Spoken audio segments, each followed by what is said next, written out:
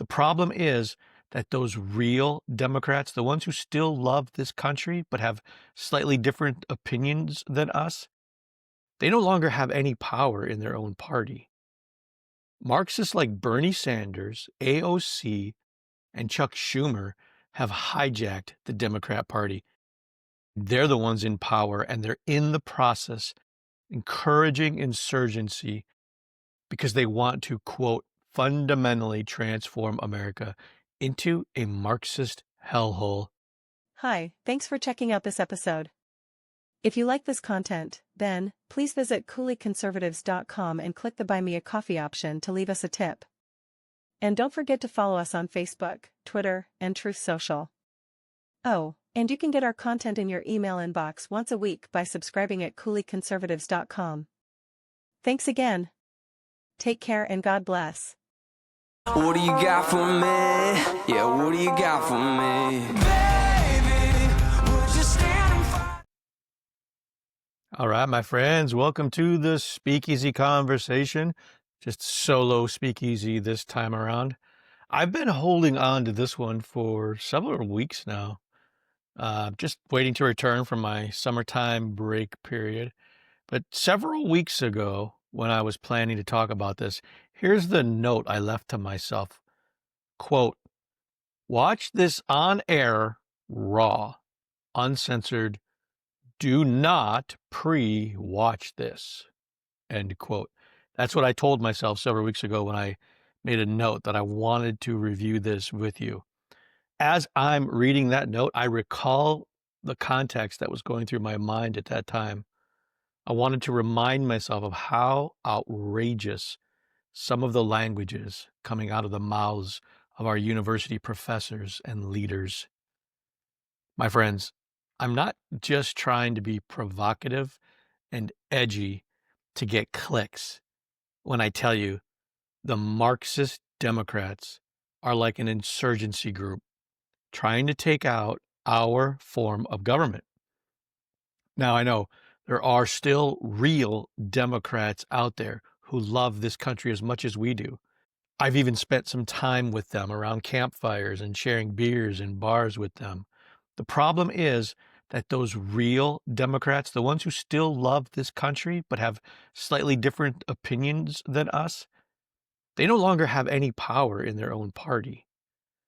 Marxists like Bernie Sanders, AOC, and Chuck Schumer have hijacked the Democrat Party, and they're the ones in power, and they're in the process encouraging insurgency because they want to, quote, fundamentally transform America into a Marxist hellhole.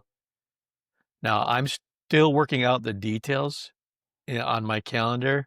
Hopefully it'll work out in September, but I'm coordinating with a friend when him and I can get together and have a speakeasy conversation to talk about his military experience. I want to have a conversation with him about the training he has received about insurgencies and counterinsurgency operations as part of his time in the service with special forces. Anyway, the purpose of this speakeasy conversation is to watch this video together and capture some commentary. So let's roll. But before I get to that, there's a couple of new features out here that I wanted to give you a quick demonstration about. All right, folks, if you head over to cooleyconservatives.com, I'm going to see looking at it on my other screen here.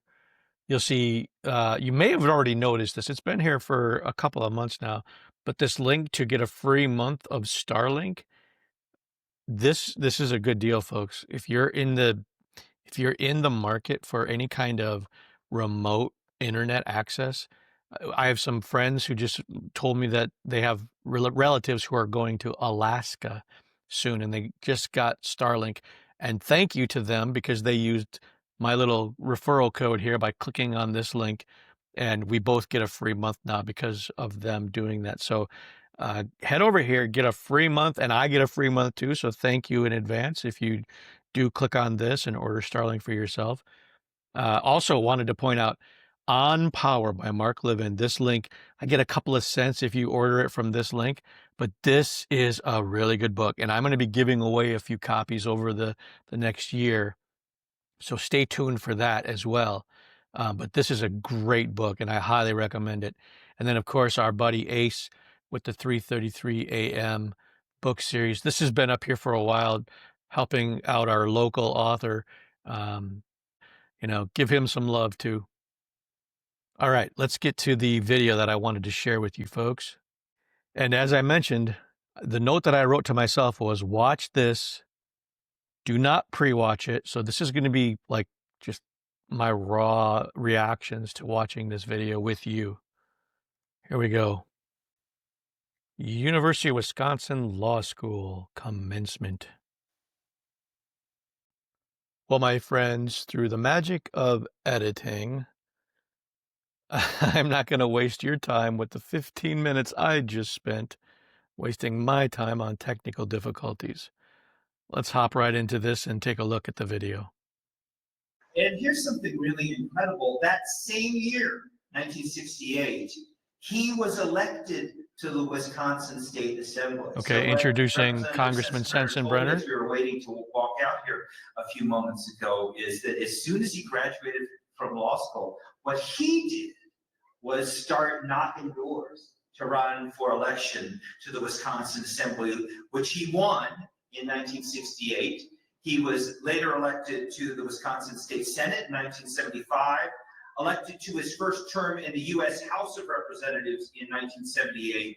He continued to serve the people of Wisconsin in Congress until his retirement in 2021. And just a point of personal privilege here, I would love to see more of our graduates run for public office at some point in your career. So just something to file away in your head for later. We really do. We need more lawyers and leaders like you in public office.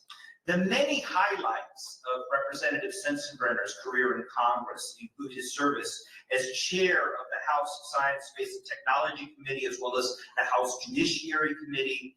And this is really how I came to know about Representative Sensenbrenner now more than 20 years ago. He played an absolutely central role in the reauthorization and amendments to the Voting Rights Act in both 1982. Those were really critical amendments that changed the face of Folks, in case you didn't know, Congressman Sensenbrenner is a Republican. I'm really surprised to hear them give such glowing details about him. All the way to 1982, but I was involved in a very limited way in the 2006 amendments. And let me tell you, everyone in the civil rights and advocacy community knew that Representative Sensenbrenner was the leader in Congress in getting those Voting Rights Act amendments through. He also played central roles on lots of other legislation, including national security and civil liberties issues, as well as the strengthening of the Americans with Disabilities Act. Later today, Representative Sensenbrenner will receive an honorary degree from the university in law and public affairs. So this is a really, really rare thing. This is going to be a man who has not just one, but 2 degrees from the University of Wisconsin Law School. And this is, of course, this honorary degree is one of the highest commendations that the Board of Regents and the university can bestow. It is reserved for those like Representative Sensenbrenner who have lived lives of service to others, thus fulfilling a key part of the mission to which we are all dedicated.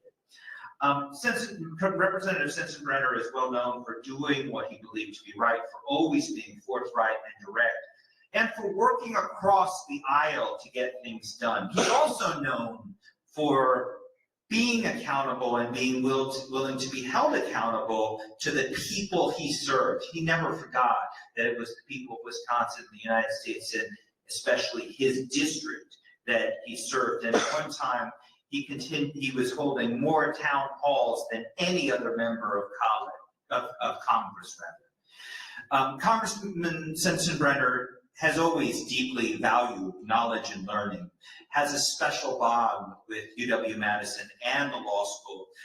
My favorite example of this is that about 25 years ago, he gifted to the university a direct descendant of that apple tree that bore the falling fruit that legend has it fell on Sir Isaac Newton's head and inspired the notion of gravitational pull. That tree is gifted to the university by Representative Sensenbrenner. Is currently in a lovely garden on Bascom Hill, less than a block from the law school. We are very honored that he was willing to come from Alexandria, Virginia, where he currently spends most of his time, to take time and give a brief welcome and congratulations to our graduates. Please join me in welcoming Congressman Jim Sensenbrenner.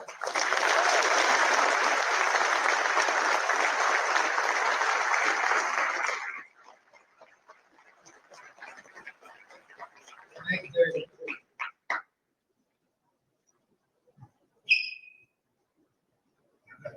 Is it on now? Yes, okay. Well, thank you very much. Graduates, it's over. 3 years ago when you came to law school, you felt very much as I did when I came to law school here in the fall of 1965. That 3-year tunnel is a very long one. It's a very dark one. So you don't think the light at the end of the tunnel will ever show up. And finally you made it. Congratulations.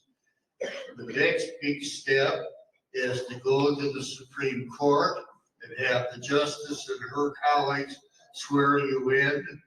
That will give you a license to change the world. And I believe as such that you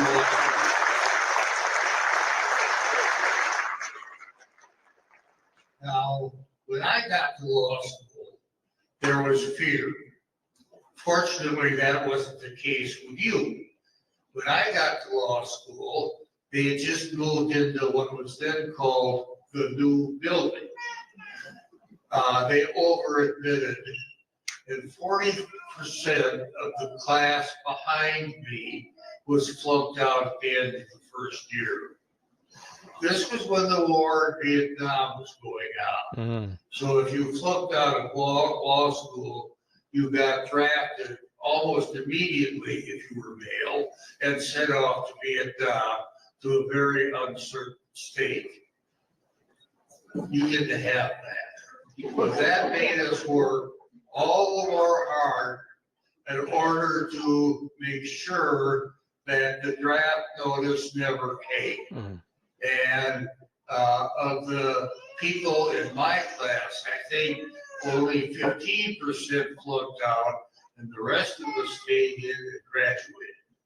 Now, finally, to friends and family, what the dean said applies to you folks as well. Because without the support of my friends and family, I don't think I would have seen the light at the end of the tunnel.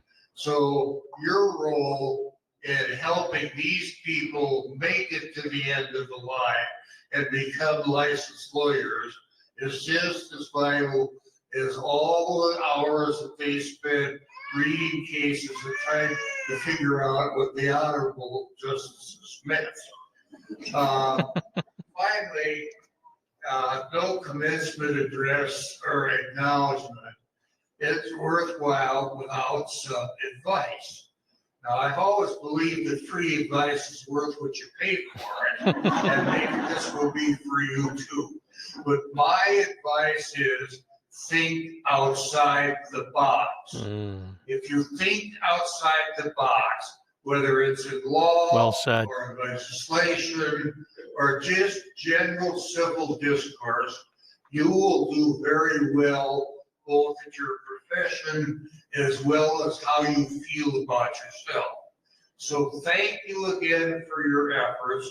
Thank you for your hard work. And now let's go contribute to Wisconsin. Thank you. Nicely done. Let's jump ahead a little bit and see what's next. Good luck Oh, with here those we go. pesky bar review courses. And those Justice Protasiewicz joined the I don't wanna Milwaukee miss any County of this. District Attorney's Office, where she worked for 26 years, becoming a skilled and very highly regarded trial attorney. She was elected to the bench in Milwaukee County in 2014 and again in 2020. As a Milwaukee County judge, she presided over many different kinds of cases, including criminal, drug court, and family court matters. Justice Protasiewicz was elected to the state Supreme Court, as I mentioned, in 2023, an election that catapulted her and the state Supreme Court to national attention. Notwithstanding that attention, Justice Protasiewicz is, and she remains, a Wisconsinite through and through. She has long been active in her community, and her service has been recognized and celebrated many times throughout her career. That includes receipts of the Community Involvement Award from the Association of Women Lawyers and the Women of Influence Award from the Wisconsin Law Journal. She continues to serve the community by working, among other things, as a volunteer with the Wisconsin chapter of the American Red Cross and the Polish Heritage Alliance.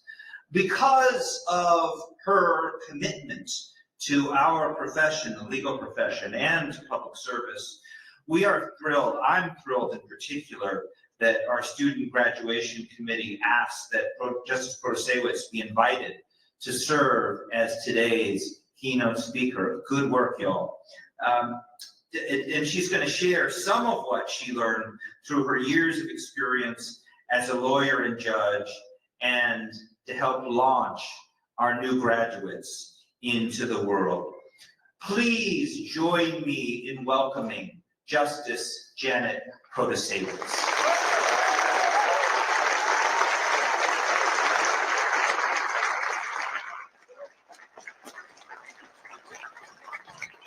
Good afternoon, everyone, and thank you for that beautiful introduction. All of you in the class of 2025, huge congratulations as you celebrate this momentous day. As you've already heard today, you wouldn't have made it here without support from your friends and family and the incredible faculty here and other guests who are with us today. How about another round of applause for all the people who helped you get here today? Well said. I should tell you that I remember my law school graduation like it was yesterday. The friends that I made in law school are still some of my best friends today. And I hope you all have that same experience as you begin your careers. We'll talk about the importance of relationships in a little bit. But as the dean said, I graduated from Marquette Law School, which for those of you who don't know is just a short drive from here, located in Milwaukee. And so I can say that I may not agree with you on what the best law school in the state is, but you know what? I think we all can agree that Wisconsin is a pretty great place to go to law school. Actually, it's better than a pretty great place, right? I think it's the best place to go to law school. And I know that some of you have probably spent your entire lives here in Wisconsin. For others, maybe you just came here just for this incredible law school. Whatever the case, I hope that you enjoyed your time here with us in our beautiful state. And I hope all of you know that your smarts and new legal skills are always welcome here with us in Wisconsin. Some of you will be staying here to begin your careers. To those of you that are going to stay and work in our fine state, I hope that it brings you great joy. You know, in my entire time that I practiced law as a lawyer, I only had one client, and that was the state of Wisconsin. Out of Except law when school, she was as the dean told you, fundraising. I worked for the district attorney's office in Milwaukee. Then I became a judge, first in circuit court in Milwaukee County, and now in the state Supreme Court. So I know a thing or two about being a lawyer in this state. And I hope that you're going to love it just as much as I do. How many of you are leaving the state, I wonder? I see a show of hands, quite a few of you. And for those of you who are leaving the state of Wisconsin and starting your career elsewhere, I'm saying to you, good luck with those pesky bar review courses and those bar exams, right? You're gonna have your hands full with those. But seriously, I of course. What she's referring to is in the state of Wisconsin, you're not required to pass the bar exams in order to practice here. And to all of you Other in the states class don't of have that. 2025, You have to pass a no bar matter exam. where you practice and what type of work you're going to be doing, I am so excited for you to start your career as a lawyer. I can honestly tell you from the bottom of my heart, I cannot imagine a more rewarding career. As an attorney, you're going to be able to help people on a daily basis.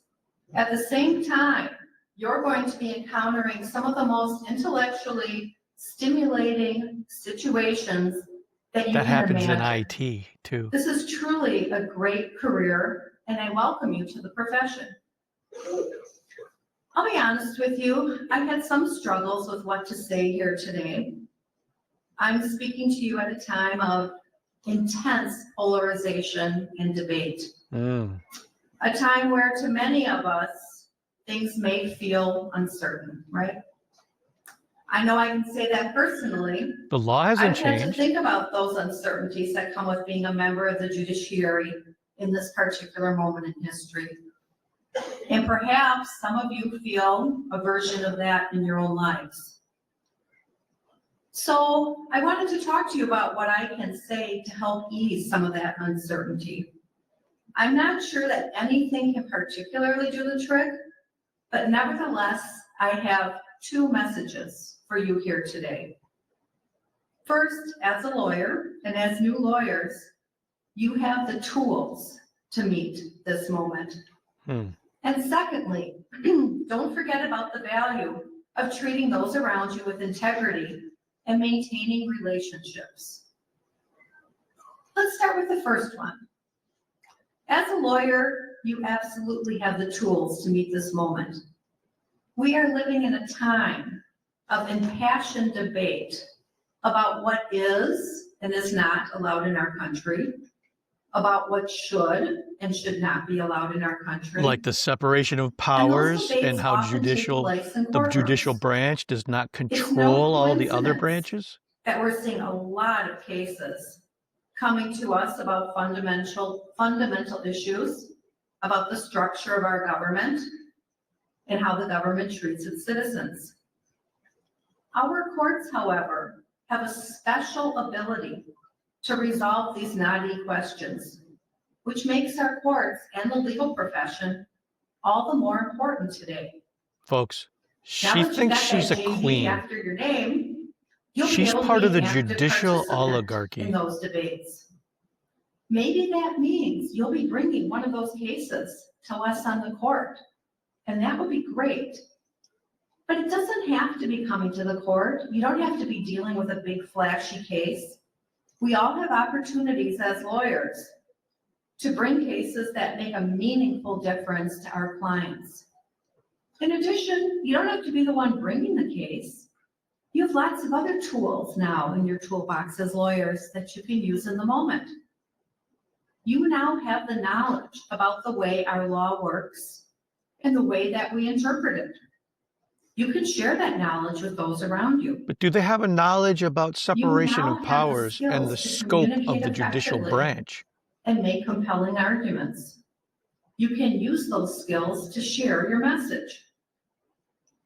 You have the unique ability to see issues from multiple angles and appreciate a strong argument.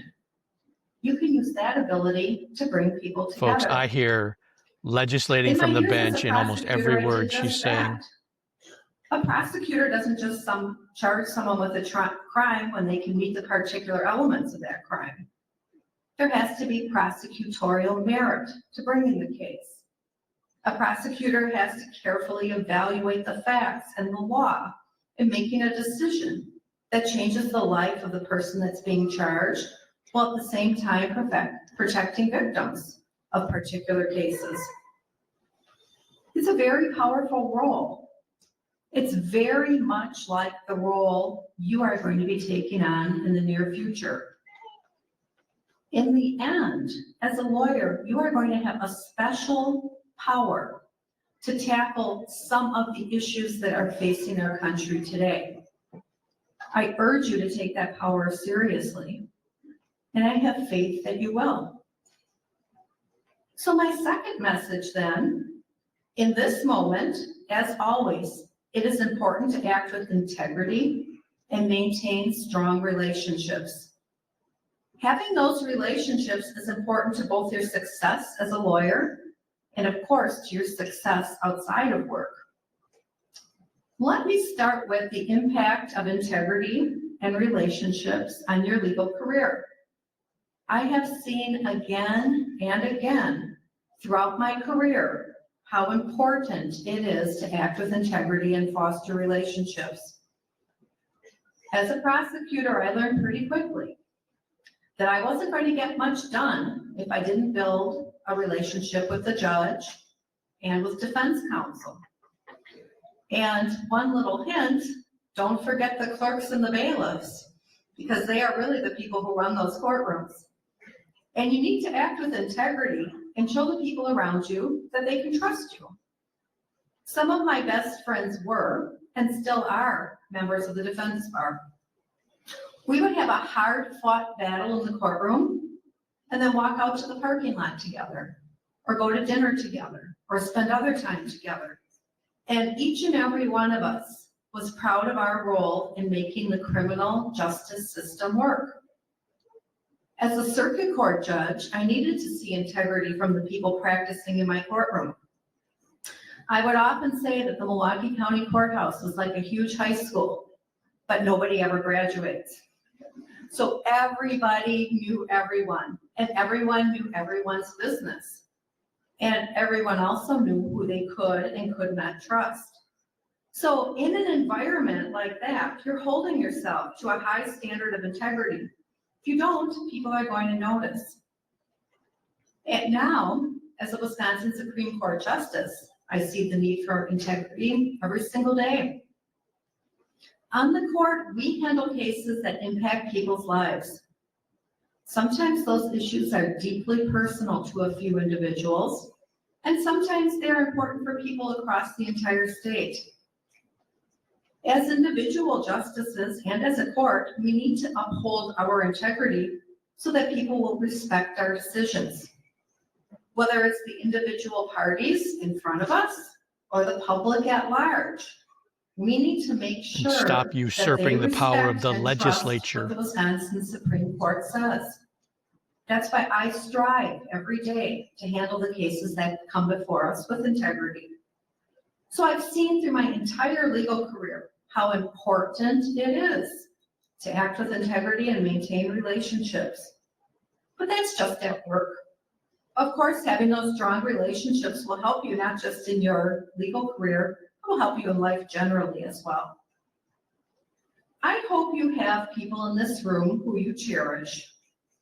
Maybe that's family members or members of your support system or your other network here to cheer you on. Be sure you take the chance to thank them today and know that they are proud of you. Or maybe it's the classmates that helped you to get here today. Don't underestimate the connections you've made with other members of your law school community. I still talk to the people I went to law school with.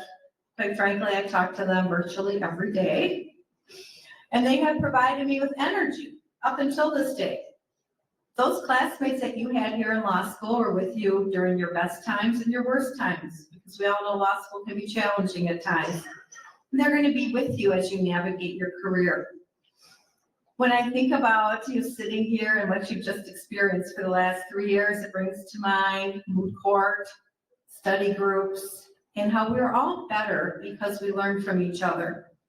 And I still learn from them frequently because they give me lots of advice, lots of unsolicited advice, let's just say. We sit on committees together, we play some really bad golf together, and we enjoy our time together, planning those law school reunions. It's been The network of people that you've met here, I really don't think you can duplicate. And trust me, those years when you're going to be planning that reunion is going to be coming sooner than you expect. So in the end, building relationships and being someone that people can trust will help you both in your legal career and in your life. Take your reputation seriously and treat others well. So to wrap up, class of 2025, congratulations on making it to this day. From your first day of kindergarten to that last final you just took, you have spent a lot of time in school. The hard days of studying are over, and you are ready to move to your next chapter. I really look forward to seeing what this class will do. As you go forward, remember that you have the tools to meet this moment, and remember to continue building strong relationships. Congratulations and the best to all of you. All right, let's jump ahead to the next one. After law school, Kamau plans to continue seeking equal justice under law by working Equal justice. as a This ought to be civil good. rights litigator. Yeah. That's what I did before I became a law professor, so I'm really very happy to hear that. I had the privilege of having Kamau as a student in my class, but as those of you who have gotten to know him know, he not only has a lot of intelligence and wisdom that he shares with his classmates and his professors, but he's just a joy to be with. There's something about Kamau that when you're in his presence, you just feel better. His passion and drive, as well as that quality, are likely why his classmates voted him to serve as one of their speakers today. I think it also has a lot to do with his kindness and his sense of humor, both of which I can attest to having had him as a student in class. I can't wait to hear what he has to say to you all today, so please join me in welcoming Kamau Allen to the podium.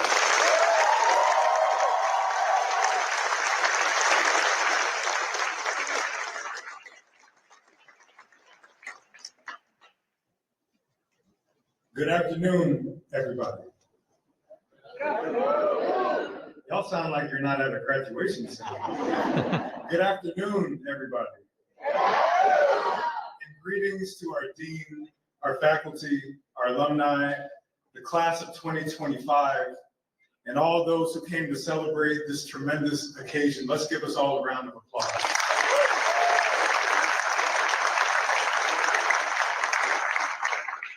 I would like to first begin by thanking God for carrying me this far. It has been a mighty long way. And I would also like to thank my family for pouring so much love into me. And I'd like to thank my elders and my ancestors for making moments like this possible for people who look like me.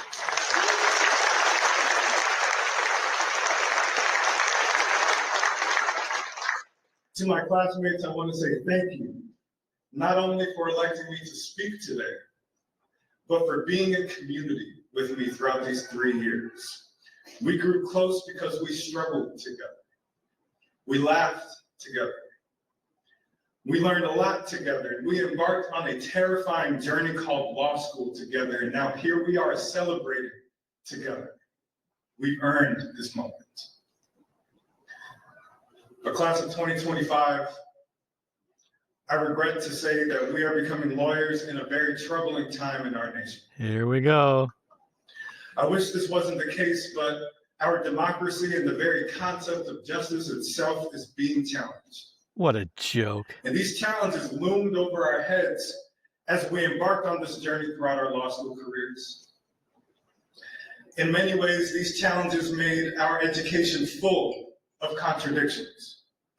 That on the one hand, as we learned about how the law is supposed to work, we also saw how many of those laws are being challenged and attacked by our federal government. As we spent hours in class studying due process, we saw an administration deny due process to innocent people who were sent to a prison in El Salvador. Due with no process? hope of return. What about As we learned how about all the the due affirmative process action was laws and ignored when they went policies after Trump? that helped overturn a century of racial apartheid? We saw many of those same laws and policies get overturned. As we That makes studied no criminal sense. procedure and No learned laws have about been the different overturned. theories of punishment, we saw a president who, despite having been found guilty of 34 felonies, evaded every punishment model we learned. Because they didn't give him due process, and every as one we of them learned got about our tossed ethical out. duties to the court, It was we saw lawfare, an administration openly weaponized defy legal a system. unanimous Supreme Court decision. Class of 2025, our education has been full of contradictions indeed. And when people have been brave enough to stand up to those contradictions, or just to stand up for the rule of law and what's right, many of them have been threatened and punished.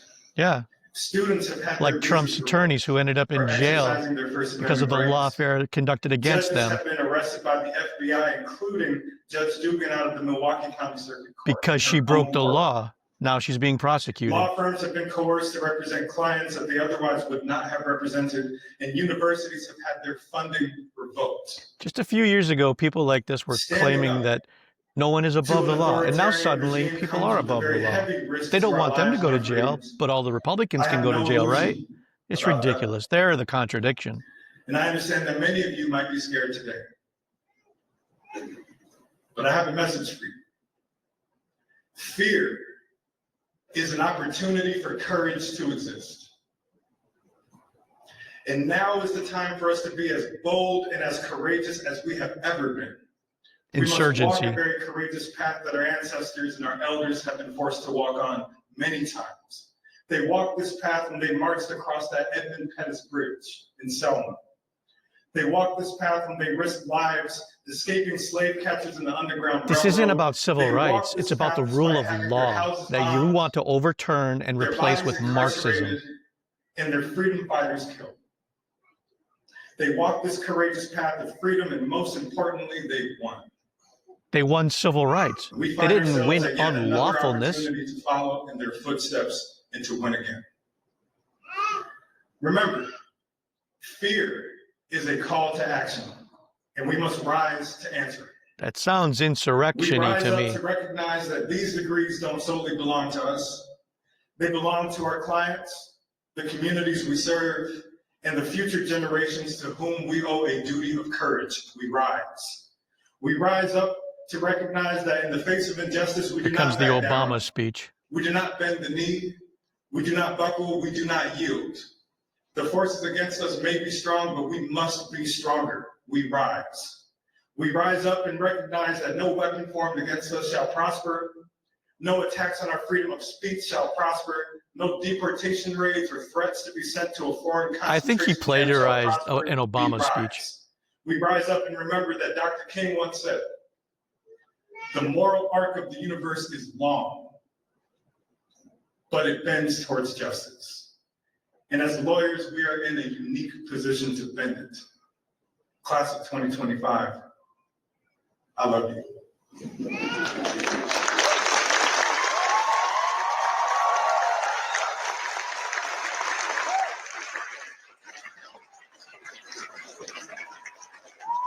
All right, let's jump to the next.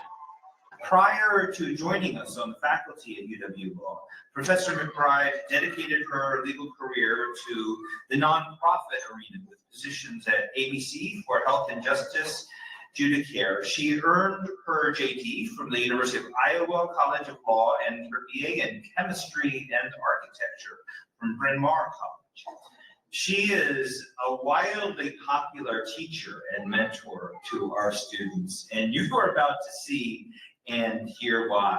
She is known by everyone for her effervescent enthusiasm, both in and out of the classroom. You know, the very best teachers, they may teach in very different ways, but they have one thing in common. They care deeply about their students' learning, and their students know and feel that, particularly in Professor McBride's case.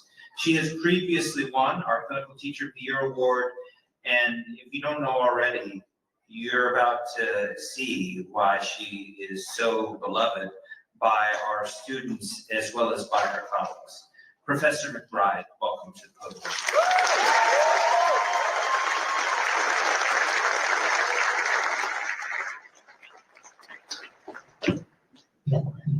Thank you, Dean Takachi. I want to say a quick hello to my husband, Jeremy, and son, Kieran, who are here today, and hi to my mom and dad watching at home. Thank you to Justice Protasevich, Kamal, Duranya Mohammed. Wow. To our extraordinary faculty and staff guests, and thank you, the UW Law School class of 2025. It is truly an honor to celebrate this milestone with you. Today marks a momentous occasion in your lives as you graduate from law school and embark on your respective quests as legal professionals. I know this day wouldn't have been possible without your extreme effort, sacrifice, passion, and intellect.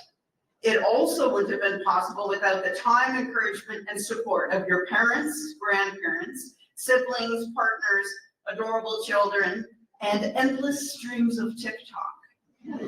Today, we gather overlooking the calm, powerful waters of Lake Monona in acknowledgement of those inspirational and motivational forces you have in your life. This day marks not merely the close of your studies, but the beginning of your charge, a revered calling to stand as stewards of justice in a world truly in need of both courage and clarity. Each of you made a conscious decision to go to law school. Maybe it was to fight for justice and serve the vulnerable. Taylor Swift might say you were in your social justice era. Maybe it was to challenge power and take on the establishment. You were living your resistance era. Or maybe you gravitate toward extremely stressful situations and really enjoy reading 300 pages a night, your high anxiety era. Whatever your reason, whatever your era, you chose a path that's going to give you the power to make a real impact. And along the way, the pressure, the complexity, and all of that reading may have blurred your vision, but your choice to train as lawyers speaks to your respect for the rule of law, even when everyone's interpretation of it may differ. It shows that you understand deeply and personally that law is more than a set of rules. It's a framework through which societies organize, resolve disputes, define rights and responsibilities. Not sure I agree with But that. as you've learned, it isn't that simple. The current assaults on the U.S. Constitution, Oh, for threats God's to lawyers sake. and judges, villainizations of different populations, and the outright attacks on our rule of law have shaken our Unreal. confidence in the systems we thought we were training you to serve. The very foundation of justice is under strain from both real and imaginary dragons. It's That difficult to sounds know where very lawyers, insurrection-y especially to new me, lawyers, folks. fit in. Quite honestly, most nights I've struggled with the notion of just how do we teach law students when the very definition of the law is unstable. In times Folks, like she these, is the an rule of law cannot insurgent. sustain itself. It needs guardians, and that's you. You carry a duty codified in professional ethics and rooted in centuries of legal tradition to uphold the rule of law, even when it's difficult, especially when it's unpopular. As I fretted over training students to walk into these difficult times, I realized that no one should ever apologize for raising dragon slayers at a time when there are actual dragons. What the hell does that We need mean? a light in the storm. And that is precisely why we are here. That Not because sounds the world is stable really and fair, insurgently but to me. because it isn't. We live in a time where the forces of injustice, inequality, corruption, and apathy run. The world you're stepping into is not short on dragons. Injustice shows up in courtrooms where outcomes still too often depend on race, wealth, or geography. Inequality is baked into systems that deny fair access to housing, healthcare, education, even democracy itself. Oh my gosh. Corruption thrives I would in like unchecked one power, example, whether it's one corporate actual greed, piece of political evidence of that self-dealing, ever or happening. institutions that One protect themselves actual before they protect evidence, the truth. not just hearsay, And not just apathy, BS the from most some Marxist perilous professor. drag of all, I want to see the materializes evidence when of what she people just give said. up These or are stop very believing serious that the charges law she's can laying be down. forced for good. Too often, we also make dragons of people who simply aren't like us. Those who think differently, live with less, or carry histories we don't understand. We cast them as threats and strangers instead of neighbors. as It's funny, that's lawyers, you will be exactly called like upon to uphold the way principle people like meant her to serve justice, treat people yet like one me that has too often who been believe in the used to Second Amendment. perpetuate inequality. She The treats law, me when rightly like used, an is other. not a weapon to punish difference, but a promise that no one is beneath protection and no one is above accountability. Let Yeah. the rule of law be a mirror, Like the judges clear who and break the law, unflinching. Let it they have reflect to be the held soul of accountable the too. society it serves and the values we hold. Our task is to keep that mirror polished so it shows our finest efforts, shaped by generations of struggle, reform, and hope. But the law is not frozen in glass. It is a living covenant, a breathing promise between people and justice, and yes, there is light in it. Not the illusion of perfection, but the real alchemy of human resolve and moral courage, transforming principle into progress and belief into action. This sort of progress doesn't occur in isolation, and as law graduates, you're entering a profession all about making connections. Successful lawyers build deep networks and cultivate strong alliances with others in and outside of their field. Building these connections isn't easy. It takes time, effort, and a willingness to be vulnerable and open to others. It means stepping outside of your comfort zone and listening to the perspectives of others, even if you don't always agree with them, especially if you don't agree with them. Whether you're working with clients, colleagues, or opposing counsel, your success will depend on your ability to form strong relationships, collaborate with others, gather the light. As future advocates, reformers, scholars, and judges, you have a unique power and a responsibility. In this profession of choices, you decide how to achieve fulfillment for yourself, how you will be of best service to others, how you will shape and improve the law. Those choices you make every day matter, and they require tremendous care. Conformity, oppression, apathy are the easy way out, representing those dragons ready and willing to extinguish your professional and personal progress. I hope you choose to help. Dragons. And when you do, Unreal. I hope you choose to give more rather than less. This is the caliber Leave of no regrets professional on the table, because when it professors matters at the most, University of there's Wisconsin. no undoing not doing enough. Slaying dragons takes persistence, courage, and solidarity, and that's exactly what you've trained for. And You insanity. came to law school There with a are no purpose such thing as beyond dragons. memorizing How about you statutes focus on or reality passing for a exams. moment? You came to shape the next era, to fight for justice, protect those who can't defend themselves. Armed with knowledge, bound by ethics, driven by this purpose, you now have the tools to use the law as a beacon. In the great tradition of Wisconsin, go forward. For you are the light bearers now. Go forward and slay.